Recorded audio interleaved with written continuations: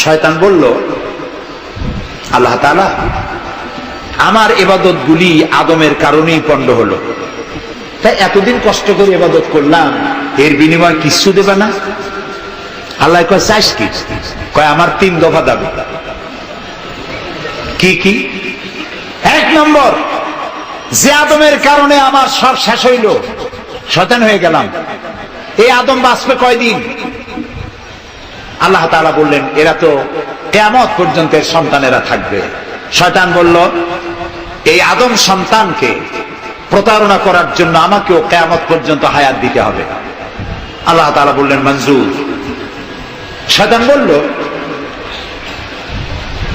আমাকে আমার 2 নম্বর দাবি, যেহেতু আমি মানুষের প্রতারণা দিব, ভাইতে ভাইতে ঝগড়া লাগাবো, স্বামীতে স্ত্রীতে ঝগড়া লাগাইয়া তালাক দেওয়াবো, ভাইতে ভাইতে খুনাখুনি বাধায় দেবে, কিন্তু লোকেরা যদি আমারে দেখতে পায় যে শয়তান এই যে তালাক দেওয়াইয়া এই যে যায়, ছেলে আর বাপে ঝগড়া বাঁধাইয়া ভাইতে ভাইতে খুনাখুনি করাইয়া এই যে শয়তান যায়, তাহলে তো আমার ঠ্যাং আস্ত থাকবে না, আমার তো মেরে ভালো।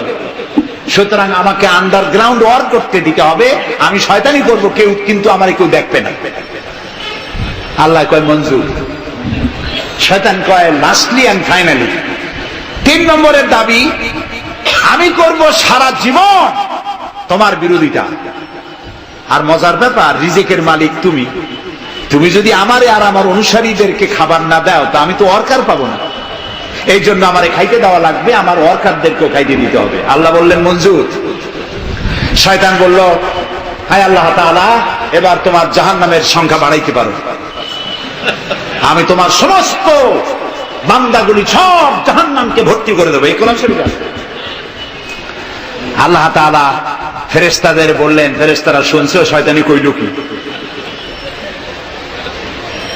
আল্লাহ রাব্বুল আলামিন বলেন, আমার ফেরেশতারা, আমার আদম সন্তানের, আমার বান্দারা যদি একটি শয়তানের প্রতারণায় পড়ে একটি যদি গুনার কাজ করার নিয়ত করে, কাজটা করে নাই, শুধু নিয়ত করেছে, ইচ্ছা করেছে, আমলনামায় কোনো গুনাহ লিখবে না। গুনাহটা যখন করে ফেলবে, একটি গুনার বদলে শুধু একটাই গুনাহ লিখবে। আর যদি আমার বান্দা যদি একটি পুণ্য কাজের, নেক কাজ করার নিয়ত করে, কাজটা করে নাই, শুধু নিয়তের জন্য একটা নেকি লিখে দিবা। নেকির কাজটি যখন সম্পাদন করবে, তখন 1-এর উপরে 10টা গ্রেস মার্ক লাগাইয়া দিবা। সুবহানাল্লাহ। আমি এইভাবে করে আমার বান্দাদেরকে মাফ করে দেব। সুবহানাল্লাহ। শয়তান মানুষকে ওয়াসওয়াসা দেয়, আর আল্লাহ যা বানায় তার উল্টা বানায়। আল্লাহ বানাইলো যাকাত, শয়তান বানাইলো কি? কন্তবুদ্ধি করে সুদ। সুদে আর যাকাতে পার্থক্য কি? সুদ হচ্ছে ধনীদের গরিবদের কাছ থেকে নাও, ধনীদের দাও, আর যাকাত হচ্ছে ধনীদের কাছ থেকে নাও, সব গরিবদেরকে বন্টন করে দাও। সুবহানাল্লাহ। এর নাম যাকাত। আর এই কাজটি করার দায়িত্ব আল্লাহ দিলেন সরকার। সূরা হজ। আল্লাহ রাব্বুল আলামিন বলেন, আল্লাযীনা ইম্মাক্কান্নাহুম ফিল আরদ আকামুস সালাত ওয়া আতাউজ যাকাত ওয়া আমারু বিল মা'রুফি ওয়া নাহাউ আনিল মুনকার ওয়া লিল্লাহি আকিবাতুল উমুর। আমি যদি মুমিন বান্দারে ক্ষমতা দেই, তারা 4 দফা কাজ করবে। কয় দফা বলেন? 1 নম্বরে মুমিনেরা ক্ষমতায় গিয়ে নামাজ প্রতিষ্ঠা করবে। 1 নম্বর কাজ, নামাজ প্রতিষ্ঠা করবে। ক্ষমতায় গিয়ে তারা অর্ডার করবে, বেলা 1টার সময় সমস্ত কোর্ট কাছারি, আদালত, শিক্ষা প্রতিষ্ঠান, কল কারখানা সব বন্ধ হবে আধা ঘন্টার জন্য। জোহরের নামাজ আর দুপুরের খানার বিরতি। নামাজ শেষ, আবার কাজ করতে আসো। নামাজ বাধ্যতামূলক। নামাজ যদি বাধ্যতামূলক হয়, তাহলে তার সুফল কি? তার সুফল হলো, এসপি যদি বাধ্যতামূলক ভাবে নামাজ হয়, আর এসপি যদি মসজিদের ইমামতি করে দারোগাদের নিয়ে, অফিসারদের নিয়ে, দারোগা যদি, ওসি যদি থানায় পুলিশদের নিয়ে তার ইমামতিতে নামাজ হয়, এমপি যদি তার এলাকার অফিসার দিয়ে নিয়ে ইমামতি করে নামাজে, মন্ত্রী যদি তার এলাকার লোক নিয়ে, অফিসারদের নিয়ে সচিবালয় ইমামতি করে, এই মন্ত্রী, এই এমপি, এই ওসি, এই এসপি, এদেরকে পিটাইয়া ঘুষ খাওয়ান যাবে?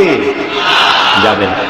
যে বিশ্ববিদ্যালয়ের ভাইস চ্যান্সেলর নামাজ বাধ্যতামূলক হওয়ার কারণে মসজিদের ইমামতি করবেন, শিক্ষক, শিক্ষয়িত্রী, ছাত্র, ছাত্রী 5 ওয়াক্ত নামাজ যে বিশ্ববিদ্যালয় জামাতে আদায় করবে, ওরা কি মাস্তান, গুন্ডা, সাদাবাজ হবে? হতে পারে না। এই জন্য সরকারের প্রথম দায়িত্ব হবে, কে বলতেছেন? কার কথা শোনাইতেছি? প্রথম দায়িত্ব হচ্ছে নামাজ প্রতিষ্ঠা করো। 2 নম্বরে যাকাত আদায় করো। 2 নম্বরে কি? যাকাত আদায় করো। এই যাকাত গভর্নমেন্ট আদায় করবে। আল্লাহর কায়দাটা কি দেখেন, এর মধ্যে সিগনিফিকেন্স কি? গভর্নমেন্ট আদায় করবে কেন? আমরা দিলে হবে না কেন? আমরা দিলেও হবে যদি ইসলামী সরকার না থাকে।